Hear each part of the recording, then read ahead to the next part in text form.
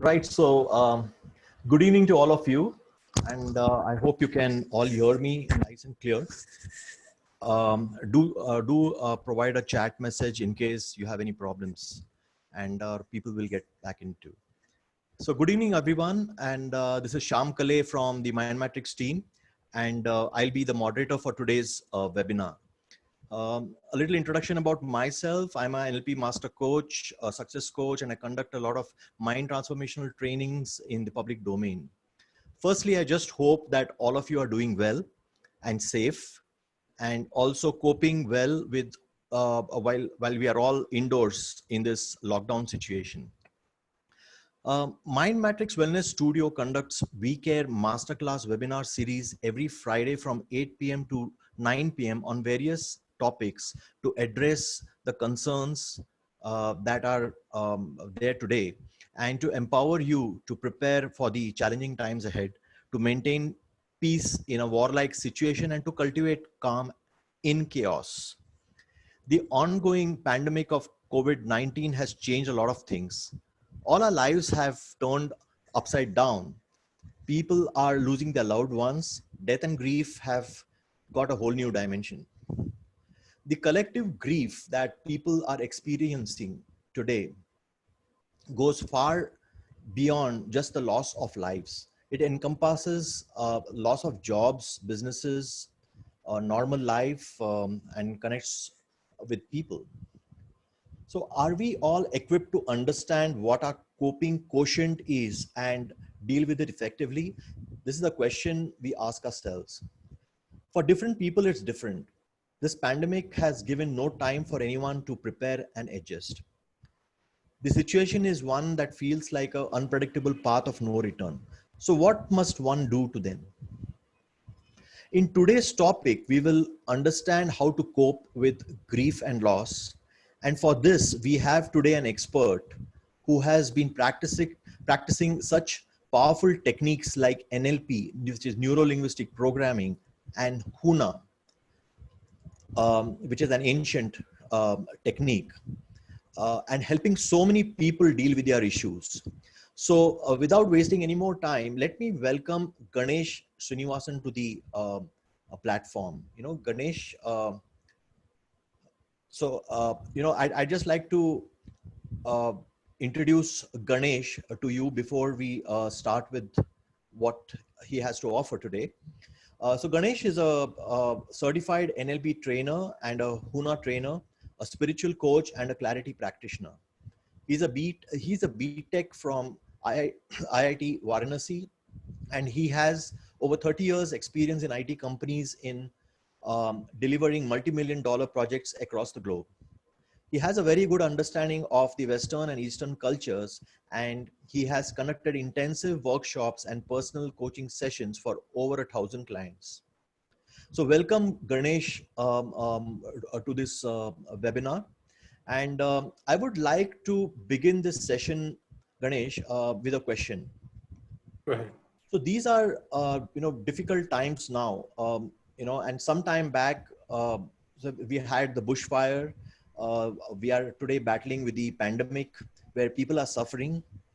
And yesterday there was a gas leak in Vishakhapatnam, and today we heard there were some laborers being run over by a train. So many things happening around us, and there are lots of lives. So how do we process this collective grief and sense of loss when nothing appears to be normal? All yours, Ganesh. Thank you so much for the question and the introduction. What generally happens is we start from the personal level and then go and graduate to the collective level. So we need to develop ourselves in the first level. And to share with you, maybe 10 years back, if you had noticed me, I'd have been like one like you.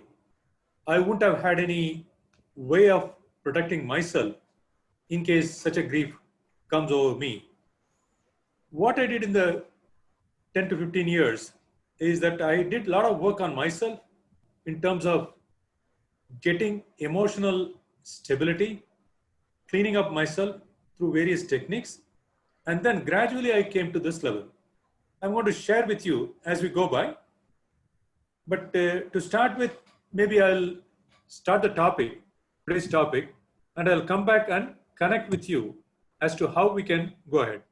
But the short answer is we need to develop ourselves first so that we manage our own area, and then we go further ahead to the collective grief. So without further ado, I'll just go ahead with the next slide. See, this happened sometime back. We all were aware. This was in California. There was a couple of forest fires which were growing big. And if I ask you, see, nature has different tendencies. Sometimes it protects us, nurtures us. Sometimes it destroys property, lives, and so on and so forth. And this pandemic is also no different. But let's step back and ask a question. What happened during this forest fire? Is it of any use? When we ask that question, the answer surprisingly is yes, it has got some positive effect also. So let's look at what are some of the positives. See, what happens is there are pine cones which require fire to melt the outer covering, then only it can germinate. And this wildfire, sometimes it is controlled, sometimes it is only a short area. It kills insects and diseases that generally harm the trees and forest. It can also make new way for new grass to grow, new herbs to come, and new shrubs. And sometimes it even allows the sunlight to enter and nourish the plants. And there are many other examples. In fact, if you go to National Geographic, it lists down some hundreds of different areas where the forest fires do help. And sometime back, what happened is like in US, they protected this forest so much that they didn't have any fire. With the result that like a lot of piled up stuff, which is like wood, decayed material, and so on and so forth. They caught a fire and it became a major havoc recently. Otherwise, if it happens regularly, it's a way to nourish the planet and continue. So it's a game. Dying is equivalent to new birth, new creation, and dying and creation, birth, goes hand in hand.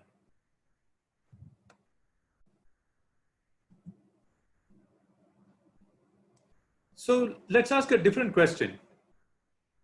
Is lockdown itself, is it of any use? Surprisingly, there are also some benefits. And if you notice, people have stopped the hurry, stopped the random movement back and forth to office without thinking. They've started reflecting, they've started looking at the purpose of life, and there is more mindful living. Would you agree? Then people are doing their collective prayers and the war scenario has stopped. Everybody is focusing on how to get our people back to normalcy. I don't know what kind of normal it's going to be, but still, if you notice, the air and water has become cleaner. And if you look at the pictures on the left down, you can see the Himalayas from 200 kilometers. And in some cases, the grandfathers have seen Himalayas from this distance, but the last two generations, here is a chance for them to see Himalayas from their hometown, which is 200 kilometers away. And in Italy, Venice, you can see dolphins, swans, and everything else swimming for the first time in so many years. And similarly, even from Jalandhar, Punjab, you can see the Himalayas. So the air has become pure, the water has become pure all over the world. Now, the people are also very compassionate these days. They serve others, they serve their own family and friends. They're connecting to a greater degree. In fact, quite a few people call me and then talk to me. who were my friends, but after many years. And then we also can build emotional resilience to whatever is happening, and we can even learn new skills. So this is a small sector. And maybe at the end, I'll again touch upon what other things that we can do, taking this as a starting point. And we come to the agenda of today. So we are going to get some awareness and understanding, some areas where we can even manage and control, and to a greater degree, how we can become free psychologically, and what are the tools available so that you can apply it on yourself directly, or in case you need to get to an expert, that also is possible. When it comes to grief, we go through a particular cycle, and the cycle is really goes really deep, and then it comes back. So initially there is a shock. We don't even understand what happened. We become numb, and then comes a denial. We act as if it didn't happen. Then there are emotional outbursts and anger, fear, and so on and so forth. So if you are in the initial stage, then the bad news is it is going to get worse. The good news is over time, it will automatically come up. There is also a different cycle by Kubler-Ross. He shows it that there is a denial phase, there is an anger phase, and then there is a trough where we normally try to bargain. And then we slightly come up, and still we could be having depression, overwhelm, and so on and so forth. And then ultimately we come to the acceptance stage and then move over. In this, what can be done is this cycle can be accelerated provided we can move into the acceptance space. Sometimes, if you are already prepared, so we can directly go to the acceptance phase and then go over this big trough. Otherwise, we got to go through this process, give some time. And in my own area, my own personal experience, and even the experience of others with whom I've done this grief therapy, I found that it hardly takes maybe 30 minutes or the maximum 1 hour, where we can get rid of this trough pretty quickly. In fact, I had 2 cases, one whose pet has died and she was mourning for a couple of months, and then we got her through that.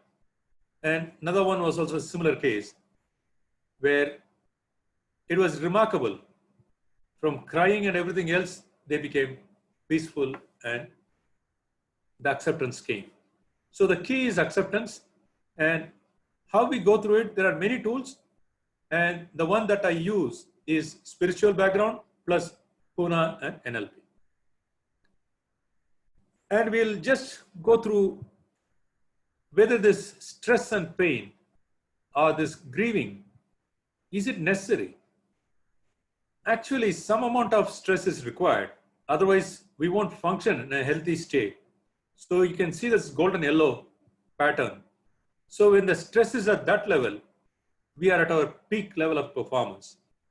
If it goes a little more than the threshold, what happens? There is fatigue, there is exhaustion, and panic, anxiety, anger, and everything else comes down.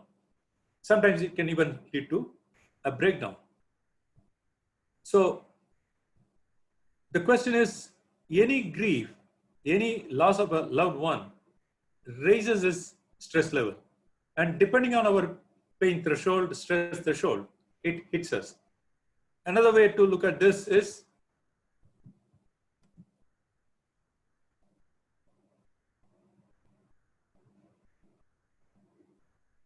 once again, it is processing. Yeah.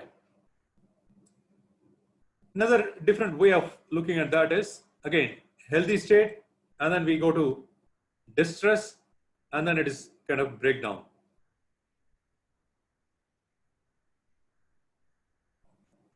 Now let's come to what is collective grief?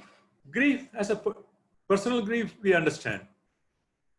In this type of pandemic, what happens is like relatives and friends, they're not allowed to visit the hospital because of the lockdown. Sometimes they're not even allowed to perform the last rites. So everybody comes from a different religion and they want to do their kind of rituals so that they can grieve and then they can complete. When that doesn't happen, that causes some stress. Apart from that, some people even lose their job. So that adds to the anxiety. And there are other concerns. You are in isolation. Sometimes if a partner passes away, then you are also asked to stay alone without seeing anybody else. So that adds to the collective grief. So there is an Australian mercy sister, Marianne Loggery. What she says is, there is a way out. The solution is to first name it and claim it. That is like bring awareness that we are in the process of grieving.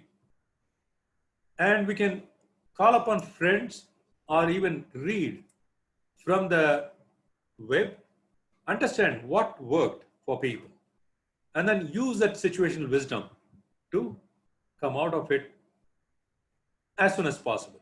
Yeah, Ganesh, if I may just come in here, you know, it's interesting that it's a very interesting perspective you bring in. And yes, I mean, in fact, recently I came across a person staying in the US who, and she could not travel here when her father was in the ICU in India. Mhm. And then later he passed away, you know, and because of all the travel restrictions, she could not come here even for his last rites. So there was a feeling of guilt and a kind of a self-blame, and you know, all of these high emotions that started triggering. So so it's pretty much in line with what you just mentioned, you know, regarding how sometimes you just don't connect to what's happening there, and you it kind of goes beyond the expectations that how you would have expected ideally. And so the question is like, how does one what do you think one can do to handle you know, such situations emotionally, and also what can one do about this to help another person, you know, more importantly? Right. As I mentioned, first we got to look at our own self, how we can come out. Yeah. And in such cases, as you rightly pointed out, there is a case of uh, anxiety, I'm unable to go, and there is also a lack of completion. What if I could have just seen his face?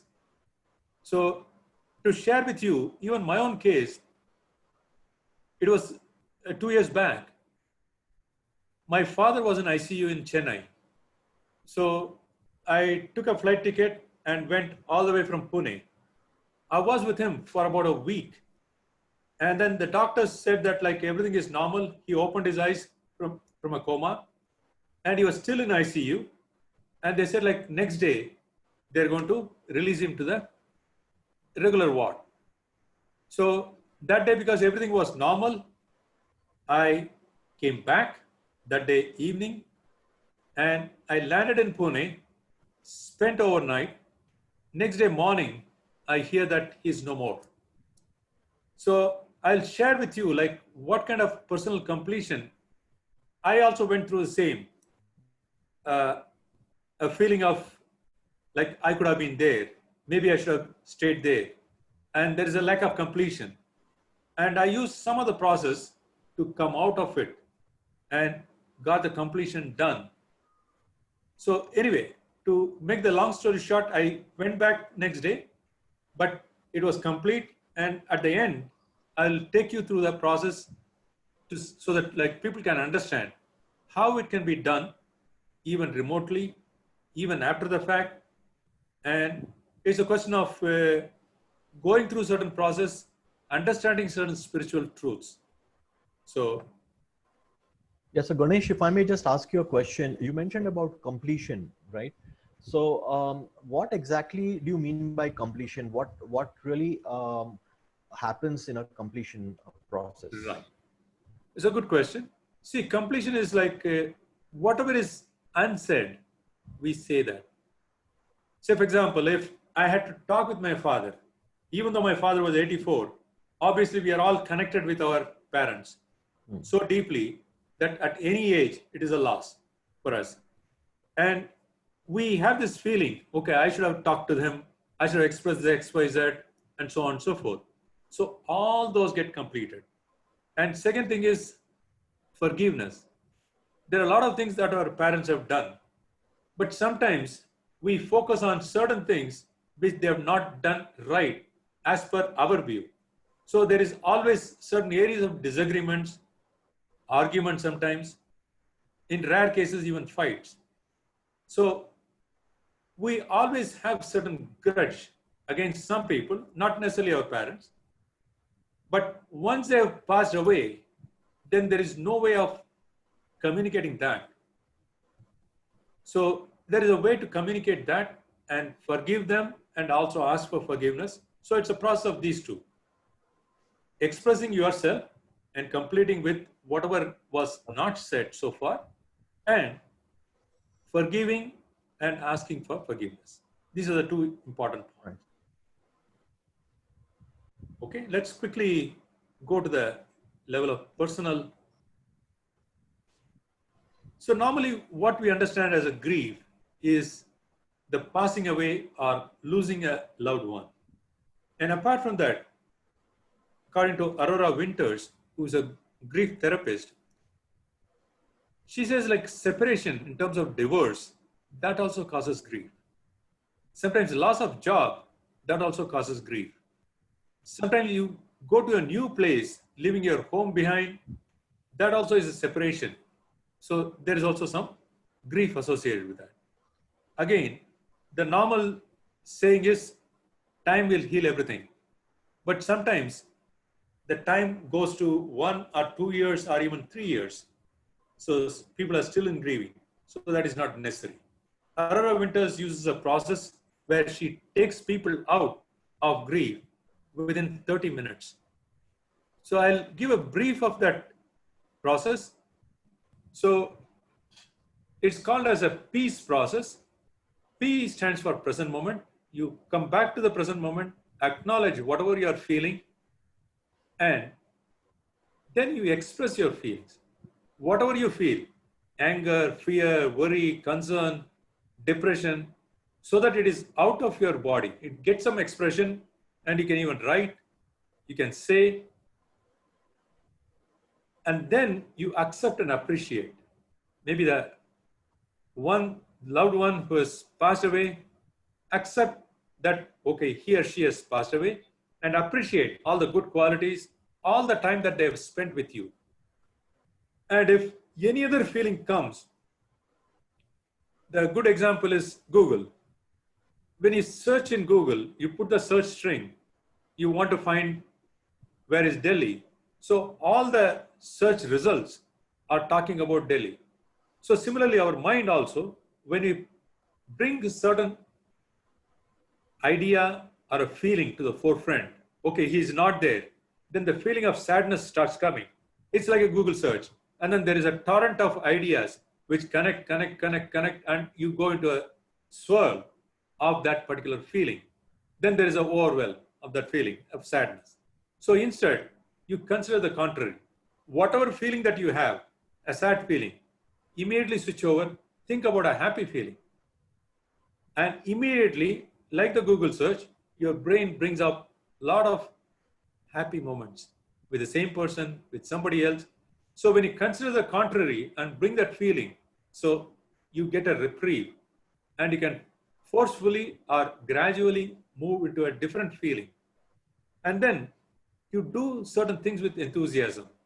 Look at the future and find out what is certain areas or motive that you can have, so that you can live a new defined life with enthusiasm and joy.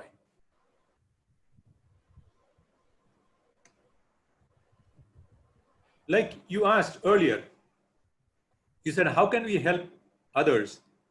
The same principle like the oxygen mask in an aeroplane. What happens is, like, whenever there is a oxygen mask comes down, You apply it to yourself first, then you help others. So same way in grief also, first you graduate to a level where you can overcome your own grief, and then it is done using forgiveness, completion, and letting go. Letting go is allow the other person. Actually, the other person is also on a journey, because what we think mistakenly is that like the journey ends when a person leaves their body, physical body. Actually, that is not the case. They continue the journey. Only thing is we are not able to see with our physical eyes. We are unable to experience how their journey is. But nevertheless, they are continuing the journey, and we need to allow them to move forward in their journey. Like when somebody is going in a train, even though we don't see them, we know that they are going to their destination peacefully. So we come back after doing a send off in a train, plane, wherever it is. Even though we don't see them, we know that they are reaching their destination. But in physical journey, we get a confirmation. They call us. In this journey, where they go to the next part of the world, we don't get any confirmation. But sometimes the feelings are a confirmation. There could be some indication, some messages. So we can graduate to that level gradually. Otherwise, we can accept some of the truths that are like found out scientifically and develop ourselves to go to that level. The other one, when we are helping others, is the ability to listen and be in a kind of agreement mode. Even if whatever the person says, you may not agree fully, but as far as the conversation is concerned, you listen, agree to their point of view. So we need to have these two qualities to help somebody else to come out of that personal loss.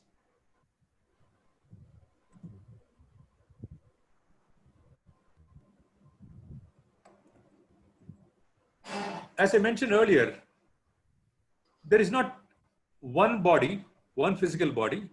There are also multiple layers underneath. So at the lowest level, if you can see on the left, there is a physical body that we call as the earth element. And then there is emotional part of our own body, which we call as a water element, because there is a little bit more movement. Whereas when our body becomes numb, it is hard, it's solid. The emotional part is a little bit more flexible. So it's like more like water. Whereas when it comes to the next level, that is mental, it is even faster. So the thoughts run pretty quickly.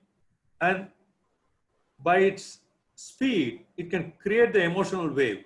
And that emotional wave can create physical and mental pain. Similarly, when you understand the spiritual truth, that has got an effect in all the other layers. So everything is traveling on the left-hand side to a higher and higher levels.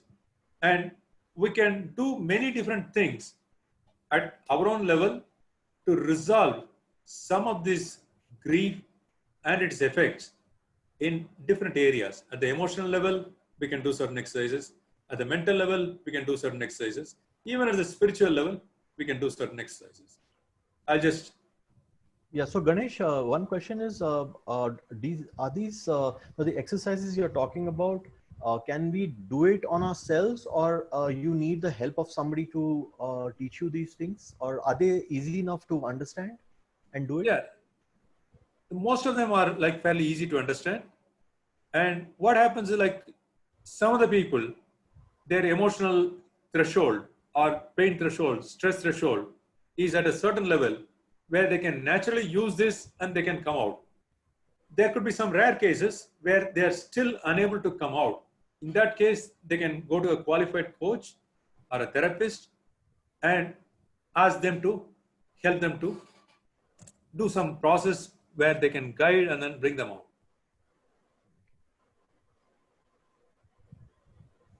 So like you asked, what can I do? By clapping itself, we get some serotonin and everything else starts running in our body. And we can go ahead and then randomly dance. That also does some help. We can do a hiking, We can listen to some good music, chanting of mantras. This we can hear, or we can even say it aloud. We can say certain affirmations and express yourself by writing it out, doodling, painting, crafts, follow mindfulness, physical relaxation, everybody knows.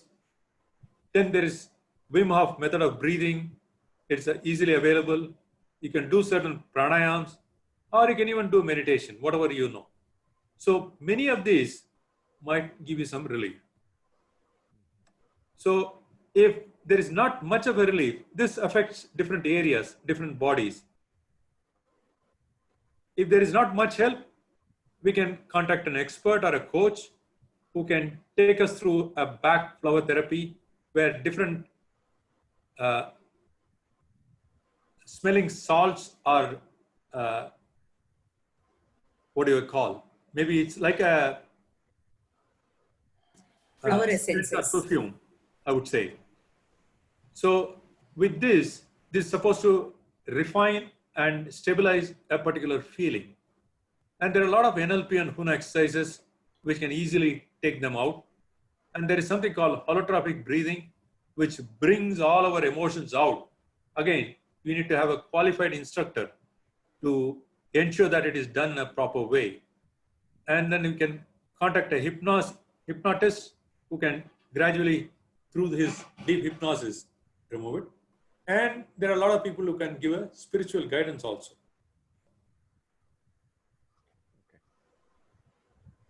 See, some of the spiritual understanding which helped me is, number one, it's a friendly universe.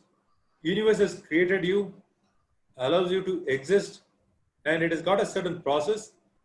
So the universe is out to help you. So if you can keep that in the back of your mind, so we can gradually bring back your peace and calm. So one of the ways I understand is like we use the tongue to taste different flavors. But if I ask you, what is the taste of your own tongue? Tongue is neutral. Only when it is neutral, when it doesn't accept a particular taste and stays or sticks with that taste, only when it is neutral, you can enjoy a different taste. Similarly, the body itself is also a kind of tool. And the mechanism is so good, we can experience various feelings and emotions. What we generally do is like we stamp certain feelings as, okay, this is a good feeling. I need to experience this feeling again and again. But whereas some other feeling, we say like, okay, this is a bad feeling. I should not experience. But as long as possible, be neutral. As the feeling comes, it comes and you experience it and it goes away. Even without you doing anything, all the feelings, all the emotions are temporary. So accept all emotions and release it. And according to one of the statements and words given in some of the books is that like we live in the next world for 10,000 years. And in between, we come to Earth or any other planet probably, and then take birth. And 100 years compared to 10,000 is like not even 1%. So it's like a blip. We are in the other world. We take birth, go back. Take birth, go back. So it's like a short visit from the other side of the world, the living itself. And there is rebirth. Rebirth has been proved. At the end, I'll show you some of the books which we can get more details about rebirth. And surprisingly, some of the atheists have identified that this happens. And we are here in Earth to heal our memories so that when we go back, we have lived a best life if we can heal whatever memories that we had brought in with us while during birth and further down we have gathered. And when people are living for the other part of the world journey, they're continuing a journey. Like I said, they're going in a train or a plane. We are happy that they're reaching, say, Here also, assume that the universe is a friendly universe. It has got a guidance. There is a process where they move on to the next levels. So they are getting freedom. So let's not worry about our own life and say that, like, had he been there, it would have been more helpful, more peaceful. But they're also going and growing in their journey further. So they are going for more and more freedom. So best process is look at them. So if they are your loved ones, you want them to move forward, progress further. So on that basis, we need to release them. So they can also understand our feelings. So communicate your feelings directly, forgive, so that they are free to move further. And remember their good memories, so that whenever you think of them, you're always happy that they served their useful purpose and then went beyond. And quickly, I'll touch upon there is acceptance, there is forgiveness, there is completion, and there is letting go. And once we have this, then we can peacefully listen to anybody else who is going through the grieving process. And if they are saying certain things, you can acknowledge, be in agreement, whatever be their view. And that is one way of helping us as well as them. And in this process, sometimes we may not even get to see them in person. So everything is going to be over the telephone call. So if you are also grieving at the same time, then you are not in a best position to help them. So first thing is you get over your grief, you become complete with whatever has happened. Then with that calm mind, peaceful mind, you can go ahead and help others. So some of the things which I would suggest is like Brian Weiss has written a book called Messages from the Masters. He was an atheist, and once he started regressing people, one of his first clients went to their past life. So even though he didn't believe in that past life, her problem vanished. She had a fear of water that vanished. And then subsequently, he did a lot of work with multiple clients. And every time he could always notice that they were going to some previous life also to resolve some of the issues.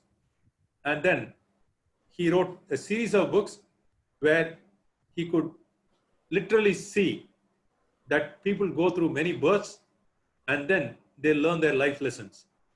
And Edgar Cayce is another mystic in US, and he used to read these Akashic records. Again, between births, all our stuff is getting recorded in a journal and kept in the Akashic records. And there are certain people who can go ahead and then read these Akashic records, come back and tell us. And these we can take as hints and then correct our life and then put it in the right track. And there is a book by Surgery, there is Beyond Life. There also, he takes the scientific evidence and whatever scriptures say and common sense. And along with it, he gives a beautiful example of how life exists even after the physical body's end.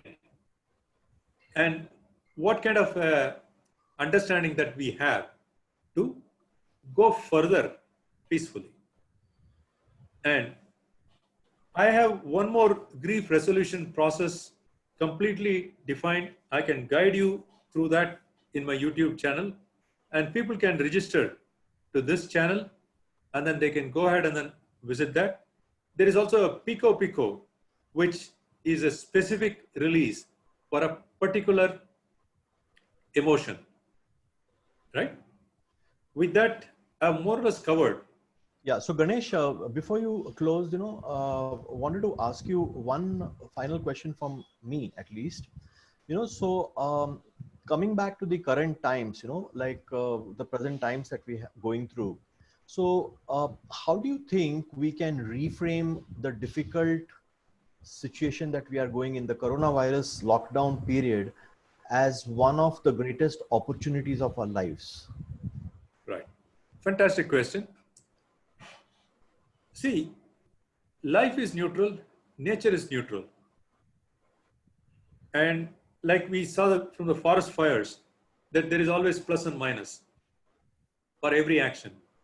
And everybody who comes into this world has to move out of the world at one point of time. So that is not in our control. So nature has a way of progressing this. So when you look at the nature, nature is becoming purer without our intervention. So human beings can learn from this and ensure that we live a life of coexistence and protect and nurture the environment, people. The wars have stopped, so we can channelize our energies. So as a nation, as a person. So individually, we can ask, like, what can I do now to get more resilience, find innovative ways, and become a better person emotionally, spiritually, and combine all these things. We not only help us, we can help nature and we can help the society. Yeah, thanks a lot, Ganesh. And I think we can now open it up for any questions to the participants. So, would request the participants to put out on the chat so that we can kind of read them, and Ganesh can answer you. Or if it is something very specific where you want to discuss a little bit, you can just raise your hand, and then you can unmute and discuss about it. I'm just opening it up.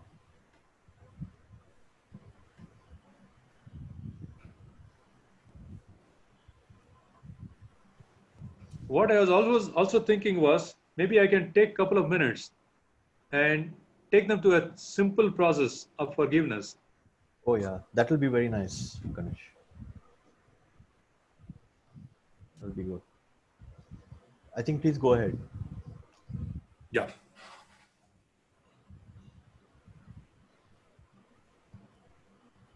Gently relax yourself and you can gently close your eyes and imagine with every breath you're going deeper and deeper, and let all your body parts relax gently and with ease. And imagine a white light coming in through the top of your head, cleaning, cleansing each and every cell in your body, and removing, draining, earthing all the unwanted emotions gently through your feet, and allow it to get completely earthed, and let it go all the way to the center of the earth. And imagine that you get more and more white light energy to the back of your head, to the top of your head, and gently swirls through each and every part of your body. And once again, completely, fully removes all the unwanted emotions, all the unnecessary emotions, pent up emotions, gently, with ease, and gently let it go down like a butter which melts. Imagine that all your tensions, emotions, stress gently going down through the bottom of your feet. And as you do that, gently recollect whosoever has passed recently or even further back, whatever be the time period, doesn't matter. Bring them in front of your eyes. They might be on a stage a little further away, and communicate whatever you want to communicate. Thank them for the time, for the period, for the love and affection that they have shown to you. And you enjoyed the relationship, the joy, the happy moments with them. And imagine that there are cards which go and connect you with them. Different types of cards. The cards could be like a rope, like a thin wire, like a polythene or nylon strip, whatever be the connection, it's fine. Imagine that if they have certain qualities that is missing, allow those qualities to come on the top of your head and gently go through this cards to them and filling them up to completion, whatever be the quality. And as all the qualities get filled up, imagine that they are complete in all respects. They have all the qualities to be a fully wise human being. Now, cut all the cards and forgive them for whatever mistakes, omissions, commissions that they would have done. And also ask for forgiveness that knowingly or unknowingly that you would have committed to them. And thank them for a wonderful time as long as they were in the earth with you. They did their part and role really nice.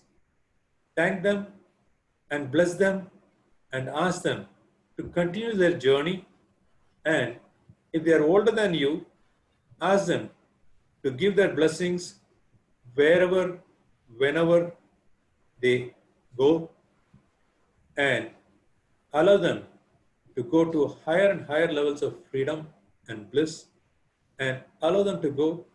And whenever you want, you can repeat this exercise as many number of times with different people and ensure that you pass on all the energy, all the qualities, and cut the cards and release them so that they can progress to wherever they want, and gently, slowly thank them, thank your gurus, thank your gods, and gently open your eyes and come back.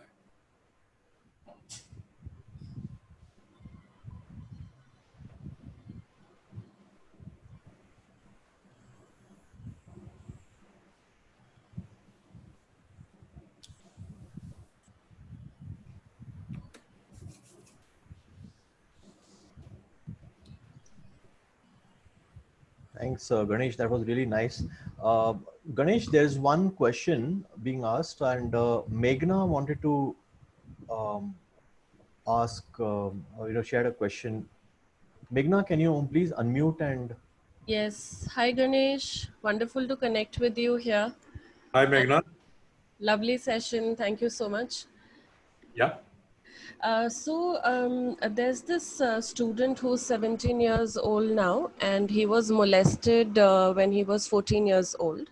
Mm-hmm. And we've been having a couple of conversations back and forth, and apparently he's still not able to get out of this trauma, although he has been consulting a therapist for 3 years now.